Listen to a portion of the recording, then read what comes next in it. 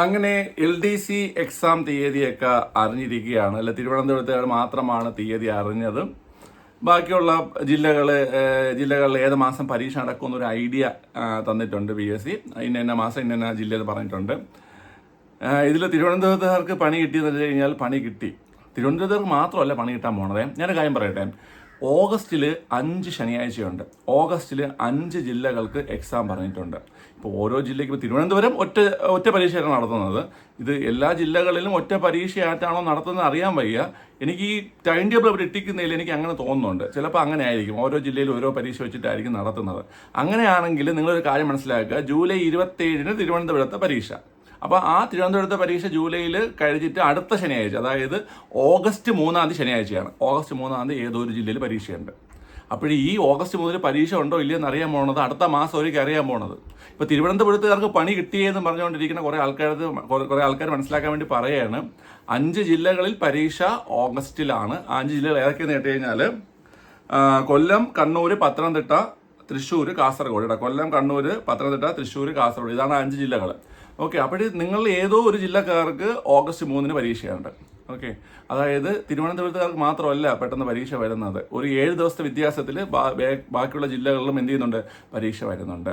ഇനി തിരുവനന്തപുരത്തുകാർക്കുള്ള പ്രശ്നം എന്ന് വെച്ച് കഴിഞ്ഞാൽ അവർക്ക് ക്വസ്റ്റ്യൻ്റെ ഒരു ഐഡിയ കിട്ടത്തില്ല. ഇപ്പോൾ ഒരു പരീക്ഷ നടന്നു കഴിഞ്ഞാലേ ബാക്കിയുള്ളവർക്ക് എന്ത് ചെയ്യാൻ പറ്റും, ആ ഒരു മോഡൽ കിട്ടും. എങ്ങനെയാണ് പരീക്ഷ നടന്നത്, അപ്പോൾ തിരുവനന്തപുരത്തെ പരീക്ഷ ഇങ്ങനെ ആയിരുന്നു എന്ന് വെച്ചിട്ട് ബാക്കിയുള്ളവർക്ക് ഒരു ഐഡിയ ഉണ്ടാക്കിയെടുക്കാൻ പറ്റും. തിരുവനന്തപുരത്തുകാർക്ക് യാതൊരു മുൻവിധി ഇല്ലാതെ പോയി എന്ത് ചെയ്യേണ്ടി വരും, പരീക്ഷ എഴുതേണ്ടി വരും. പക്ഷെ അതിലൊന്നും പ്രശ്നമില്ല. നിങ്ങൾ മനസ്സിലാക്കേണ്ട കാര്യം വെച്ച് കഴിഞ്ഞാൽ നിങ്ങൾ ഇതുവരെ കണ്ടിട്ടില്ലാത്തൊരു 100 ചോദ്യങ്ങളല്ല നിങ്ങളുടെ മുന്നിലേക്ക് PSC കൊണ്ട് വയ്ക്കാൻ പോകുന്നത്. സിലബസ് തന്നിട്ടുണ്ടല്ലോ.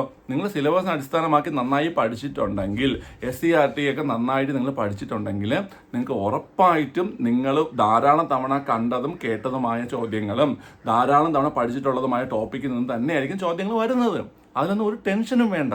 ഇത് കുറേ ആൾക്കാർ ചിന്തിക്കണം, അയ്യോ ജൂലൈ 27 പരീക്ഷ, എനിക്ക് എഴുതാൻ പോകുമ്പോൾ ഒരു ചോദ്യം പോലും എനിക്ക് അറിഞ്ഞുകൊണ്ടിരിക്കും. അങ്ങനെയൊക്കെ ചിന്തിക്കുന്ന ആൾക്കാരുണ്ട്. മനസ്സിലായ? അവർ ചിന്തിക്കുന്നത് വെച്ച് കഴിഞ്ഞാൽ 100 പുതിയ ചോദ്യങ്ങൾ PSC എടുത്ത് ഇങ്ങോട്ട് തരികയാണ്. അങ്ങനെയല്ല. ഈ പുതിയ ചോദ്യങ്ങൾ നിങ്ങൾ കറണ്ട് അഫയേഴ്സിൽ മാത്രം പ്രതീക്ഷിച്ചാൽ മതി. ബാക്കിയുള്ളതൊക്കെ നേരത്തെ വന്നിട്ടുള്ള സാധനങ്ങൾ തന്നെ അങ്ങോട്ടും ഇങ്ങോട്ടും തിരിച്ച് മറിച്ചൊക്കെ ഇടുന്നതായിരിക്കും. ഓക്കെ, അപ്പോൾ അത് ഇനിയുള്ള സമയത്ത് പഠിച്ചെടുക്കുക എന്നത് തന്നെയാണ് നമ്മുടെ ജോലി. അത് ഇങ്ങനെ ടെൻഷൻ അടിച്ചല്ല ചെയ്യേണ്ടത്. അത് നമ്മളൊരു പ്രൊഫഷണലിസം കാണിക്കുക, പഠിക്കുന്ന കാര്യത്തിൽ പ്രൊഫഷണലിസം കാണിക്കുക. ഇന്ന ടോപ്പിക്കുകൾ ഇനി കവർ ചെയ്യാനുണ്ട്, ഇന്ന ടോപ്പിക്കുകൾ ഇനി കംപ്ലീറ്റ് ചെയ്യാനുണ്ട്, നമുക്ക് ഇത്ര ദിവസമുണ്ട്, 95 ദിവസങ്ങളാണ് ഇനി പരീക്ഷയ്ക്കുള്ളത്, 95 days ഉണ്ടെന്ന്. മനസ്സിലായ? ആ 95 ദിവസം എങ്ങനെ വിനിയോഗിക്കണം, എന്തൊക്കെ പോർഷൻസ് ഏതൊക്കെ രീതിയിൽ പഠിക്കണം എന്ന് മനസ്സിലാക്കി മുന്നോട്ട് പോകുക. അല്ലാതെ ബോധം പോയി, ആഹാരം ഇറങ്ങണില്ല, ഉറക്കം കിട്ടണില്ല, ശ്വാസം കിട്ടണില്ല, അതല്ല വേണ്ടത്. മനസ്സിലായ? പഠിക്കുക കേട്ടോ, പഠിക്കുക, റിവിഷൻ ചെയ്യുക, നന്നായിട്ട് റിവിഷൻ ചെയ്ത് ക്വസ്റ്റ്യൻസ് ഒക്കെ ഏത് രീതിയിൽ വരുന്നത് മനസ്സിലാക്കി പോവുക. ഓക്കെ, അപ്പോൾ അതിന് ഞാൻ സഹായിക്കാം. അപ്പോൾ അതിന് കുറച്ച് കാര്യങ്ങളുണ്ടെന്ന് വെച്ച് കഴിഞ്ഞാൽ മെയിനായിട്ട് നമുക്കറിയാം, ഈ 50 മാർക്കിലാണ് നമ്മുടെ ഈ SCERT കാര്യങ്ങളൊക്കെ കയറി വരുന്നത്. നിങ്ങൾ സിലബസ് നിങ്ങൾക്ക് അറിയാമല്ലോ. സിലബസ് ഞാൻ മുമ്പ് പറഞ്ഞിട്ടുണ്ട്, വീണ്ടും സിലബസിനെ കുറിച്ച് പറയുന്നില്ല.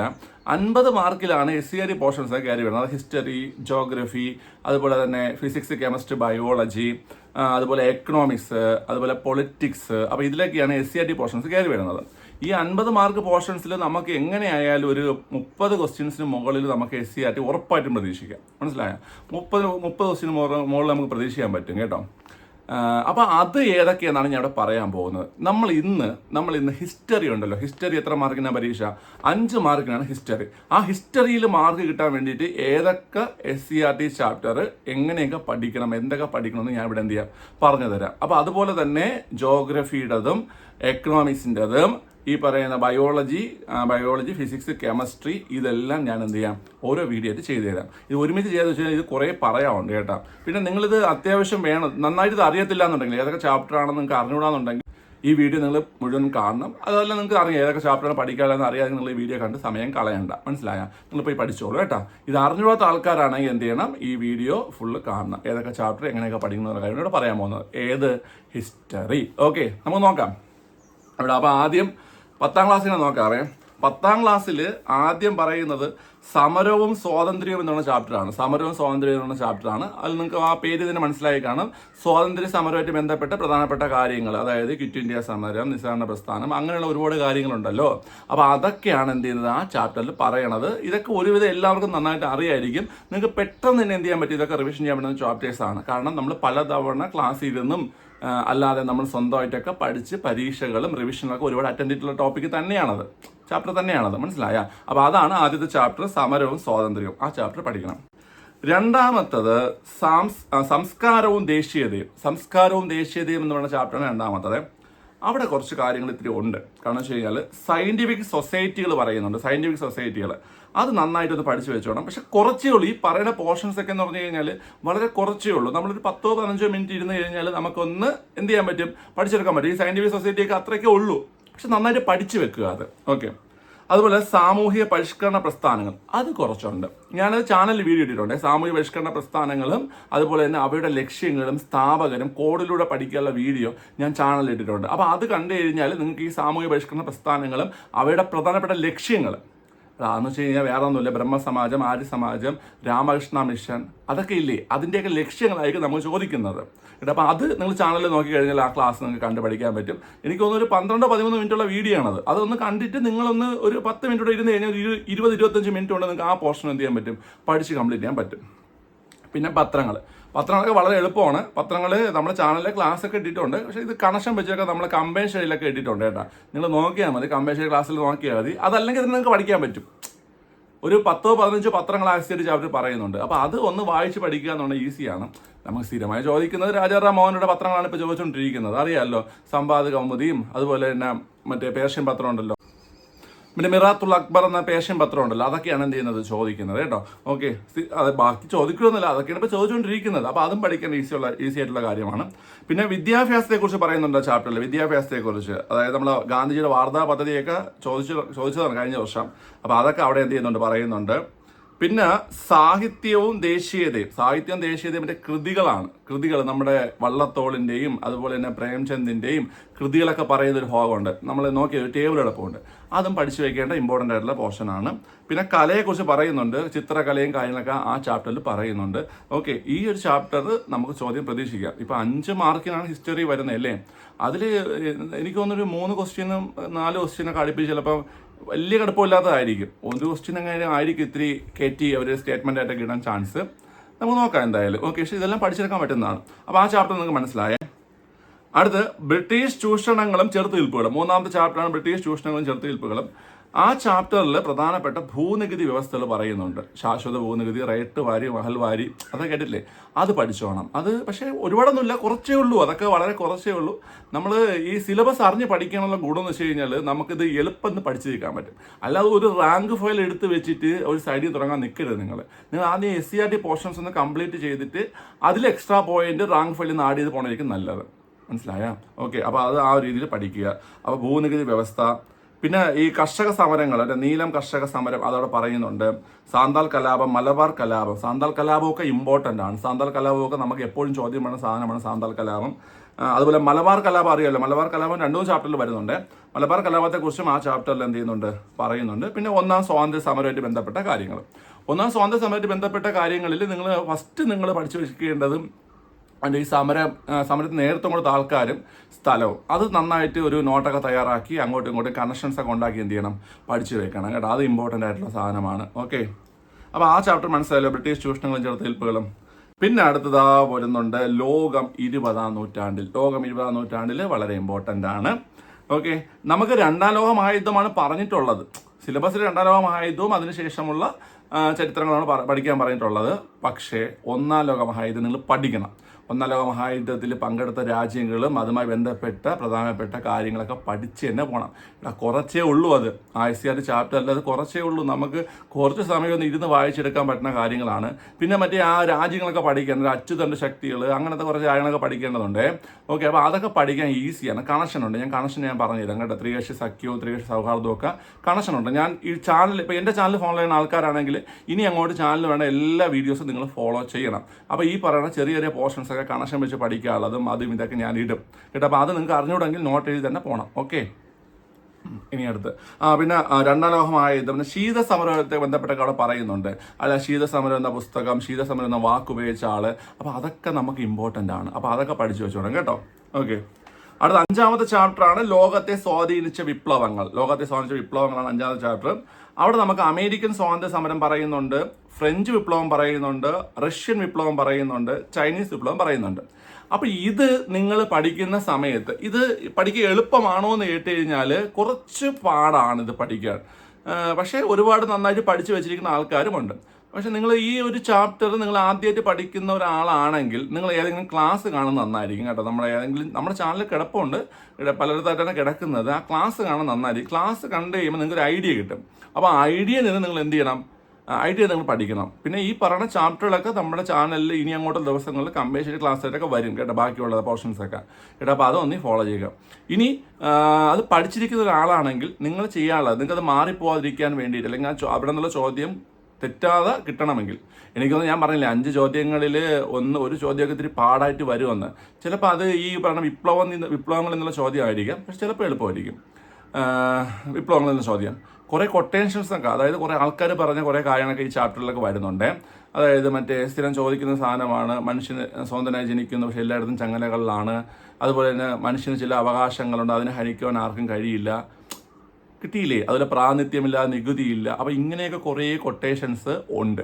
അപ്പോൾ അതൊക്കെ നമുക്ക് എന്ത് ചെയ്യും? ഈ ചാപ്റ്ററിൽ നിന്ന് ചോദിക്കും. അപ്പം നിങ്ങൾ ചെയ്യേണ്ടതെന്ന് പറഞ്ഞു കഴിഞ്ഞാൽ ഈ ഒരു ചാപ്റ്റർ എടുക്കുക. ചാപ്റ്റർ എടുത്തിട്ട് ഒരു വിപ്ലവം എഴുതുക. ആ വിപ്ലവവുമായി ബന്ധപ്പെട്ട കാര്യങ്ങൾ, മനസ്സിലായില്ലേ? വിപ്ലവവുമായി ബന്ധപ്പെട്ട കാര്യങ്ങൾ ഓരോന്നായിട്ട് ലിസ്റ്റ് ഇടുക. അതായത് അമേരിക്കൻ സ്വാതന്ത്ര്യ സമരവുമായി ബന്ധപ്പെട്ട കാര്യങ്ങൾ ഇതൊക്കെയാണ്.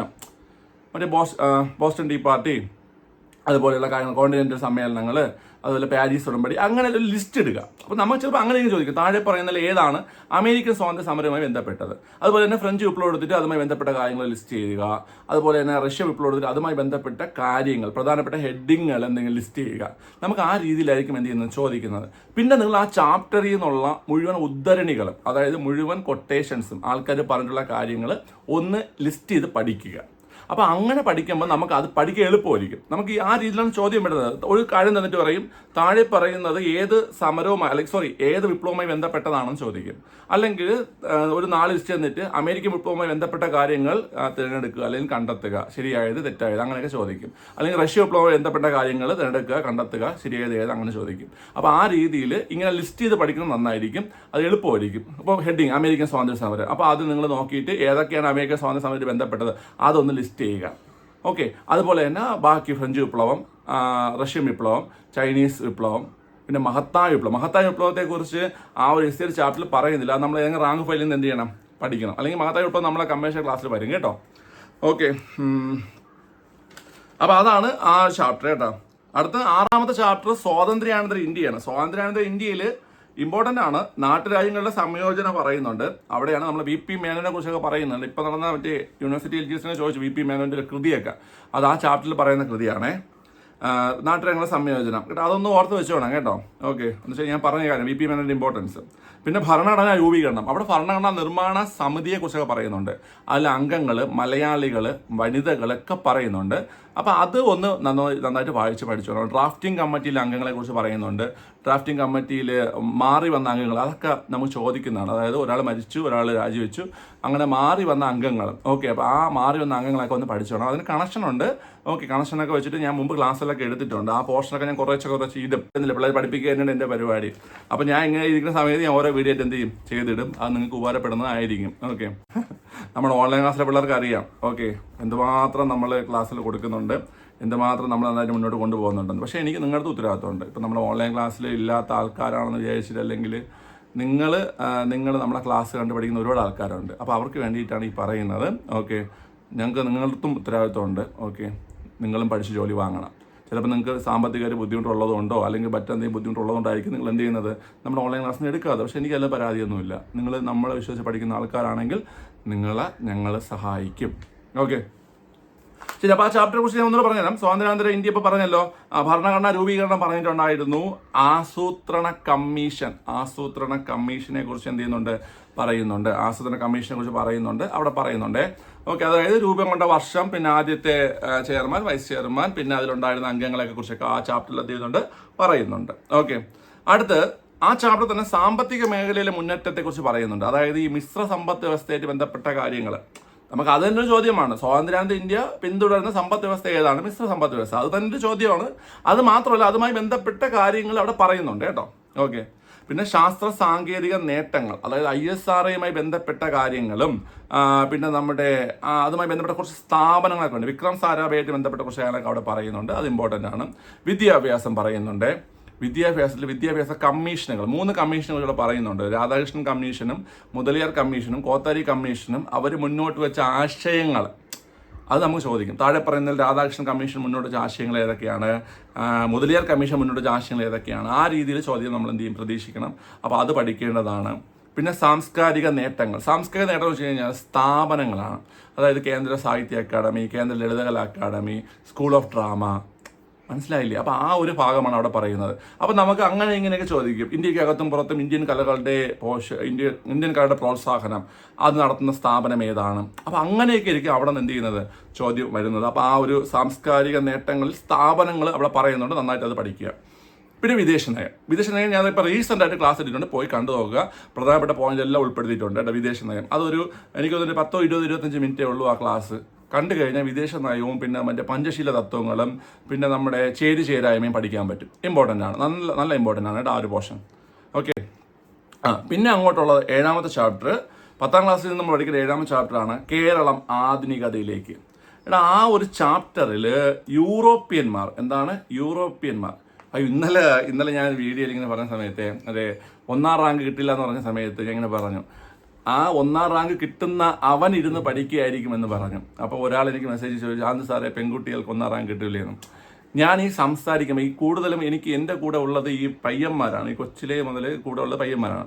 അപ്പോൾ ഈ ഇങ്ങനെ പറഞ്ഞ് ഞാൻ പറയുമ്പം എടാന്നോ അല്ലെങ്കിൽ അവനെന്നോ ഇങ്ങനെ വരും. ഞാൻ ഉദ്ദേശിക്കുന്നത് 2 കുട്ടികളും തന്നെയാണ്, മനസ്സിലായ? പെൺകുട്ടികളെയും ആൺകുട്ടികളും തന്നെയാണ് ഉദ്ദേശിച്ച് പറയുന്നത്. ഓക്കെ. അല്ലാതെ ആൺകുട്ടികൾക്ക് മാത്രമല്ല 1ാം റാങ്ക്. എത്രയോ റാങ്ക് ലിസ്റ്റിലൊക്കെ നിങ്ങൾ നോക്കിയത് എന്തുമാത്രം പെൺകുട്ടികളാണ് ഫസ്റ്റ് റാങ്ക് അടിക്കുന്നത്. ഓക്കെ. അപ്പോൾ അങ്ങനെയൊന്നും അല്ല, പെൺകുട്ടികൾ തന്നെയാണ് കൂടുതൽ ഫസ്റ്റ് റാങ്ക് അടിക്കുന്നത് കേട്ടോ. ഓക്കെ. കാരണം അവർ കഷ്ടപ്പെട്ടിരുന്ന് പഠിക്കും. പയ്യന്മാരൊക്കെ ഈ ഭയങ്കര ബ്രില്യൻ്റ് ആയിട്ടുള്ള ആൾക്കാർ മാത്രമേ കയറി വരത്തുള്ളൂ. കഷ്ടപ്പെട്ട് പഠിക്കാനൊന്നും പയ്യന്മാർക്ക് പറ്റത്തില്ല. ഓക്കെ. അവർ ഈ എളുപ്പ വഴികൾ നോക്കി പോകുന്ന ആൾക്കാരാണ്. സ്മാർട്ട് വർക്കാണ് കൂടുതലും പയ്യന്മാർ നോക്കുന്നത്. ഓക്കെ. പെൺകുട്ടികൾ നല്ല കഷ്ടപ്പെടുന്ന നല്ല വർക്ക് ചെയ്ത് പഠിക്കുന്ന ആൾക്കാരുമുണ്ട്, സ്മാർട്ട് വർക്ക് എടുക്കുന്ന പെൺകുട്ടികളുമുണ്ട്.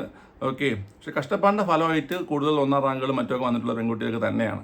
ഓക്കെ. പിന്നെ അങ്ങനെ ഒരു കോമ്പറ്റീഷൻ ആയിക്കോട്ടെ. 14 ജില്ലകളിൽ 8 ജില്ലകളിൽ എന്ന് വെച്ചാൽ 8 ഇപ്പം ഭൂരിപക്ഷം വരുന്നത്. 8 ജില്ലകളിൽ ആര് ഫസ്റ്റ് റാങ്ക് അടിക്കുമെന്ന് നോക്കാം. പെൺകുട്ടികളാണോ ആൺകുട്ടികളാണോ നോക്കാം നമുക്ക്. ഓക്കെ.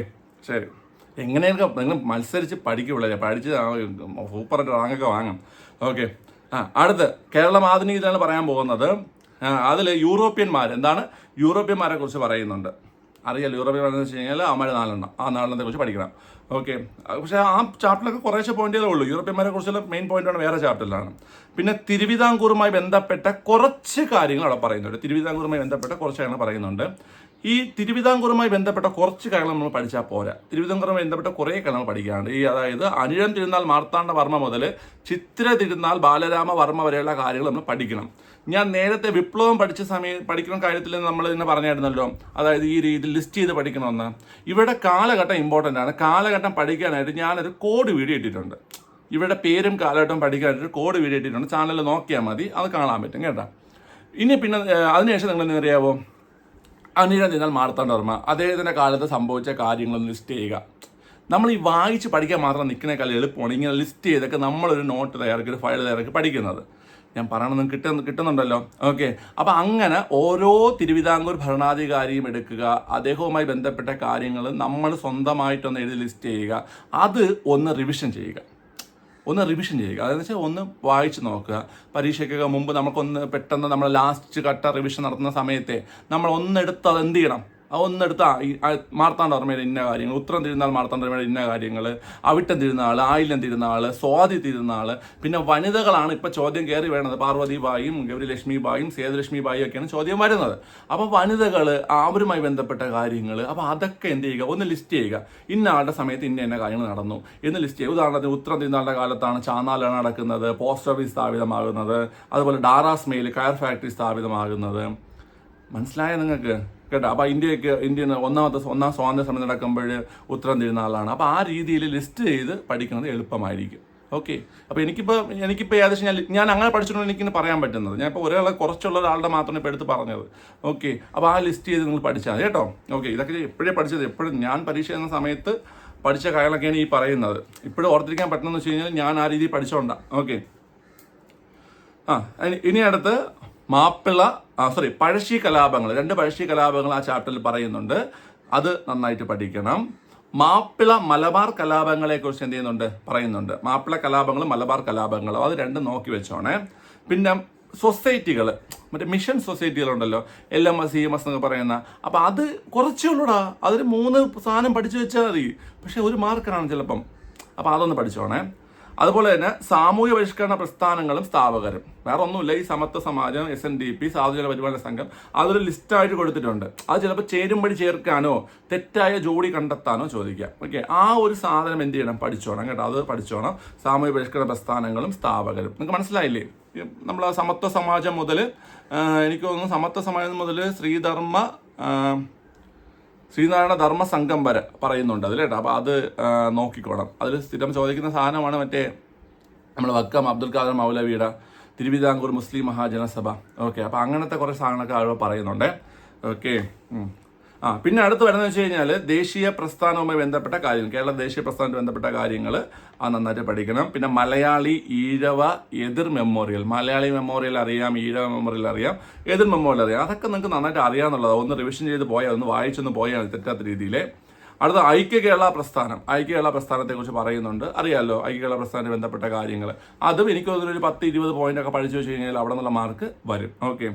ഇതിലുള്ള ഒരുമിച്ചെടുത്ത് പഠിക്കാൻ നിൽക്കരുത്. കുറേശ്ശെ സമയമെടുത്ത് എന്ത് ചെയ്യുക, പഠിക്കുക. ഓക്കെ. പിന്നെ ഞങ്ങൾ ക്രാഷ് ബാച്ച് തുടങ്ങുന്നുണ്ടെന്ന് കുറേ പേര് ചോദിക്കുന്നുണ്ട്. ക്രാഷ് ബാച്ച് ഞങ്ങൾ തുടങ്ങുന്നുണ്ട്. ഓക്കെ. ഞങ്ങൾ ക്രാഷ് ബാച്ച് ലൈവ് ബാച്ചാണ്, റെക്കോർഡ് ക്ലാസ് ഒന്നുമില്ല. അതിനെക്കുറിച്ച് വേറൊരു വീഡിയോയിൽ ഞാൻ പറയാം കേട്ടോ. താല്പര്യമുള്ള ജോയിൻ ചെയ്താൽ മതി. ഓക്കെ. ശരി. അടുത്ത് 9ാം ക്ലാസ്സിൽ നമുക്ക് പഠിക്കേണ്ട ഒരു SCERT ചാപ്റ്റർ. പക്ഷേ അത് സിലബസിൽ ഇല്ല. സിലബസിൽ അതങ്ങനെ പറയുന്നില്ല. പക്ഷെ ആ ചാപ്റ്ററിൽ കുറച്ച് ഇമ്പോർട്ടൻ്റ് ആയ സാധനങ്ങളുണ്ട്. ഞാൻ നിങ്ങൾക്ക് പറഞ്ഞുതരാം കേട്ടോ എന്തൊക്കെയാണെന്നും. ആ ചാപ്റ്ററിൻ്റെ പേര്, 9ാം ക്ലാസ്സിലെ ചാപ്റ്ററിൻ്റെ പേരാണ് കേരളം 8ാം നൂറ്റാണ്ട് മുതൽ 18ാം നൂറ്റാണ്ട് വരെ. കേരളം 8ാം നൂറ്റാണ്ട് മുതൽ 18ാം നൂറ്റാണ്ട് വരെ. അതിൽ നാടുവാഴി സ്വരൂപങ്ങൾ ഒരു ചെറിയൊരു പോർഷൻ പറയുന്നുണ്ട്. കുറച്ചേ ഉള്ളൂ പഠിക്കാൻ. പിന്നെ മൈസൂർ സുൽത്താൻമാരെ കുറിച്ച് പറയുന്നുണ്ട്. ടിപ്പു സുൽത്താനെ കുറിച്ചും അതുപോലെ തന്നെ നമ്മുടെ ഹൈദരാലിയെ കുറിച്ചൊക്കെ എന്ത് ചെയ്യുന്നുണ്ട്, ആ ചാപ്റ്ററിൽ ഒന്ന് പറയുന്നുണ്ട്. പിന്നെ അടുത്ത് മാർത്താണ്ഡവർമ്മയെ കുറിച്ച് കുറച്ച് പോയിന്റിൽ അവിടെ പറയുന്നുണ്ട്. പിന്നെ ഭൂവുടമ അവകാശങ്ങൾ, അതായത് നമ്മൾ ഈ ദേവസ്വം ബ്രഹ്മസ്വം എന്ന് കേട്ടില്ലേ നിങ്ങൾ, ഇതൊക്കെ മുമ്പ് ചോദിച്ചിട്ടുള്ള സാധനങ്ങളാണ്. സിലബസിൽ ഇല്ലെങ്കിലും ആ സാധനങ്ങൾ ചോദിച്ചിട്ടുള്ളതാണ്. പക്ഷെ അത് കുറേച്ചേ ഉള്ളൂ. ഒരു 4-5 പോയിന്റ് വെച്ചിട്ട് ഒരു 3-4 സെക്ഷൻ അത്രേ ഉള്ളൂ. ഓക്കെ.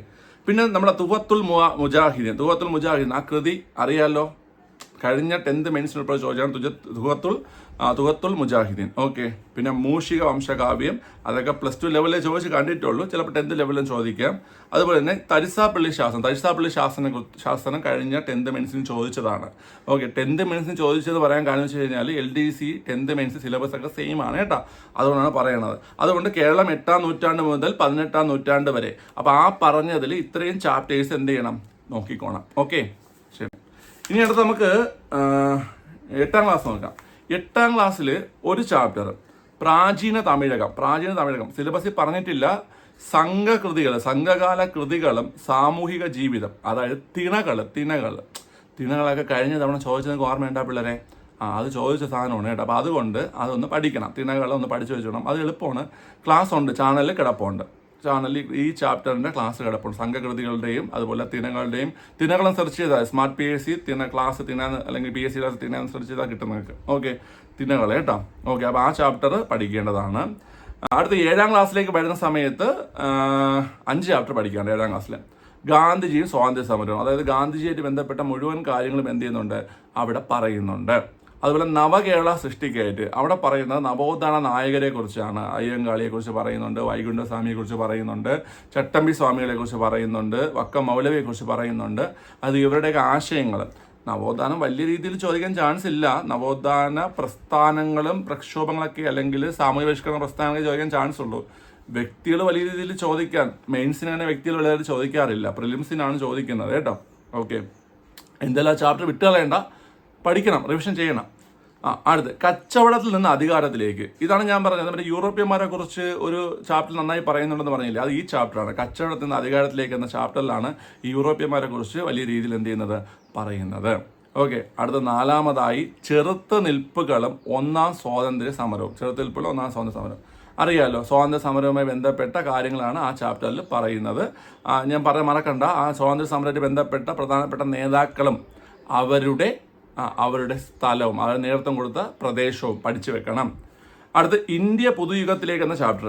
അവിടെ വളരെ ഇമ്പോർട്ടൻ്റ് കുറേ കാര്യങ്ങൾ പറയുന്നുണ്ട്. ഈ രാജാറാം മോഹൻ റോയ്, പിന്നെ നമ്മുടെ ദയാനന്ദ സരസ്വതി, ഈശ്വർചന്ദ്ര വിദ്യാസാഗർ, അങ്ങനെയുള്ള ഒരുപാട് ആൾക്കാരെ കുറിച്ചുള്ള ഇമ്പോർട്ടൻറ്റ് പോയിന്റുകളും അതുപോലെ തന്നെ അതുപോലത്തെ ഒരുപാട് കാര്യങ്ങൾ ആ ചാപ്റ്ററിൽ എന്ത് ചെയ്യുന്നുണ്ട്, പറയുന്നുണ്ട്. അത് പഠിക്കേണ്ടതാണ്. പിന്നെ പഠിക്കേണ്ടത് നമ്മുടെ +2 പൊളിറ്റിക്കൽ സയൻസിൽ അന്തർദേശീയ സംഘടനകൾ, അതായത് നമ്മൾ UN അതുമായി ബന്ധപ്പെട്ട സംഘടനകളെ കുറിച്ച് പറയുന്നുണ്ട്, അന്തർദേശീയ സംഘടനകൾ. അപ്പോൾ ആ സംഘടനകളെ കുറിച്ചുള്ള കാര്യങ്ങളും എന്ത് ചെയ്യണം, പഠിക്കണം. ആ +2 പൊളിറ്റിക്കൽ സയൻസിലാണ് കേട്ടോ. സെറ്റല്ലേ? ശരി, അപ്പോൾ അത്ര എനിക്ക് പറയാവുള്ളൂ. നമുക്ക് ജോഗ്രഫി ചെയ്യാമേ. ജോഗ്രഫി നമുക്ക് നാളെ ചെയ്യാം. ഓക്കെ, കൃത്യമായി കണ്ട് പഠിക്കുക. ഈ ചാപ്റ്ററൊക്കെ നന്നായിട്ട് പഠിക്കുക. എന്തെങ്കിലും സഹായം വേണമെങ്കിൽ എന്ത് ചെയ്യുക, ചോദിക്കുക. ഓക്കെ അല്ലേ? ശരി, അപ്പോൾ ചാനലിൽ വരുന്ന എല്ലാ ക്ലാസ്സുകളും എല്ലാ വീഡിയോസും ഫോളോ ചെയ്യുക. നിങ്ങൾക്ക് പരീക്ഷയിലേക്ക് ഉപകാരപ്പെടും. ഓക്കെ, ആരും ടെൻഷനൊന്നും ആവണ്ട, സെറ്റായിട്ട് പഠിച്ചിരിക്കുക നമുക്ക്. ഓക്കെ, ക്ലിയർ ആണ്. ഇനി ഇംഗ്ലീഷിൻ്റെ കാര്യം, ഇംഗ്ലീഷാണ് ഞാൻ പറഞ്ഞുതരാം, അടുത്ത വീഡിയോ പറഞ്ഞുതരാം. ഓക്കെ, ശരി, ബൈ, ടാറ്റ, ഓക്കെ.